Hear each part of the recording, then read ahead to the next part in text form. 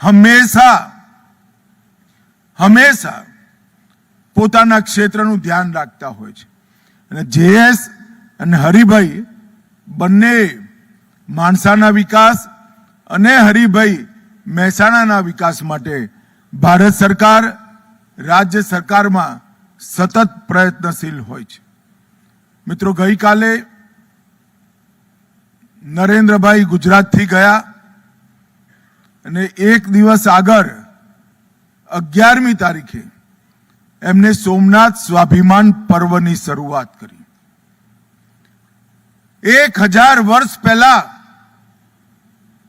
આપણું આ ભવ્ય સોમનાથનું મંદિર મોહમ્મદ ગિજનીએ તોડ્યું હતું અને પછી લગાતાર અલાઉદ્દીન ખિલજી, અહેમદ શાહ, મોહમ્મદ બેગડો, ઔરંગઝેબ લગાતાર આ લોકો મંદિર તોડતા ગયા, આપણે નવું બનાવતા ગયા.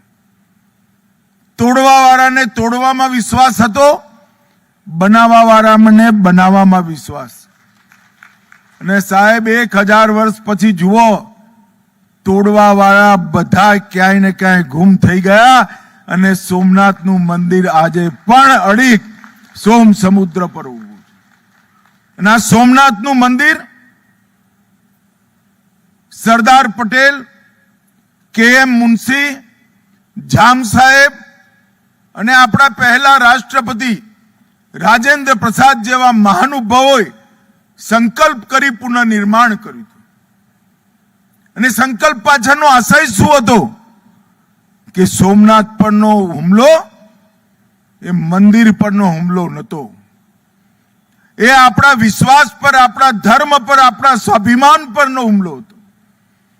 અને એનો જવાબ હુમલાથી ના હોઈ શકે, એનો જવાબ અડીક સ્વાભિમાનની રક્ષાથી હોઈ શકે. અને આજે 1000 વર્ષ પછી 16 વાર તોડ્યા પછી સોમનાથનું મંદિર ગગનચુંબી ભગવી ધજા સાથે ત્યાં જ પ્રસ્થાપિત. અને ભવ્ય સોમનાથનો કોરિડોર નરેન્દ્ર મોદીજીના નેતૃત્વમાં ત્યાં બની રહ્યો છે. અને પૂરી દુનિયાને સંદેશ કે સનાતન ધર્મ, ભારતીય સંસ્કૃતિ અને ભારતના લોકોની આસ્થા એને મિટાવી એટલી સહેલી નથી. એ તો સૂર્ય અને ચંદ્ર જેટલી અમર અને અમિટ છે. આ સોમનાથનું મંદિર ભારતના વિશ્વાસ અને ભારતની આસ્થાનું, ભારતના ગૌરવનું પ્રતીક છે. આખું 1 વર્ષ સોમનાથ સ્વાભિમાન વર્ષ તરીકે આપણે મનાવવાના છે. અનેક કાર્યક્રમો થવાના છે.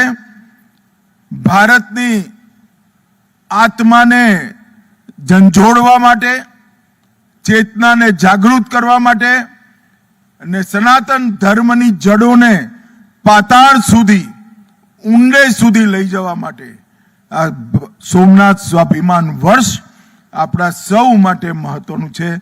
હું આપ સૌને વિનંતી કરું છું કે સમગ્ર દેશમાં દરેક ગામથી લઈ દિલ્હી સુધી આપણે કાર્યક્રમનું આયોજન કરવાના છે. આપ સૌ એની જોડે જોડાજો. મિત્રો, નરેન્દ્રભાઈએ 11 વર્ષમાં આપણા અર્થતંત્રને 11મા નંબરથી 4થા નંબર સુધી પહોંચાડી દીધું. 2014માં આપણું દેશનું અર્થતંત્ર 11મા નંબર પર હતું દુનિયામાં, આજે 4થા નંબરે છે. અને 2027 ડિસેમ્બર પહેલા દુનિયામાં 3જા નંબરે આપણે આવી જવાના છે, 3જા નંબરે. પરંતુ 2047માં ભારતની જનતાએ એક સંકલ્પ કર્યો છે કે 2047માં જ્યારે દેશની આઝાદીની શતાબ્દી મનાતી હશે એ વખતે એવા ભારતની રચના કરવી કે દરેક ક્ષેત્રની અંદર ભારત સમગ્ર વિશ્વમાં 1 નંબર પર હોય એવા ભારતની પૂર્ણ વિકસિત ભારત એની રચના કરવાનું કામ, એનો પાયો નાખવાનું કામ આપણા નેતા નરેન્દ્રભાઈએ હાથમાં લીધું છે. મને વિશ્વાસ છે કે આ 25 વર્ષ 75 વર્ષથી 100 વર્ષ સુધીના એ ભારતના યુવાનોના વર્ષ છે. ભારતના યુવાનોએ પોતાના પુરુષાર્થથી, પોતાની મેઘાથી અને પોતાના હિંમતથી દુનિયામાં સર્વોચ્ચ સ્થાન પર દેશને લઈ જવાનો છે.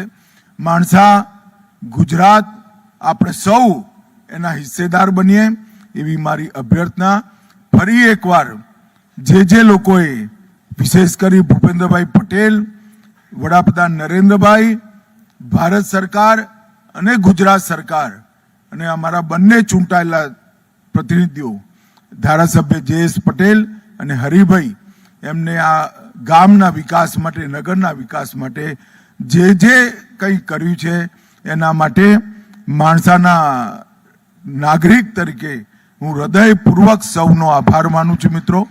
અને આપણે એક સુંદર નગર, સુંદર મ્યુનિસિપાલિટી આપણી માણસાની બને. હવે મ્યુનિસિપાલિટીનો દરજ્જો પણ વધાર્યો છે એટલે સુવિધાઓ વધવાની છે.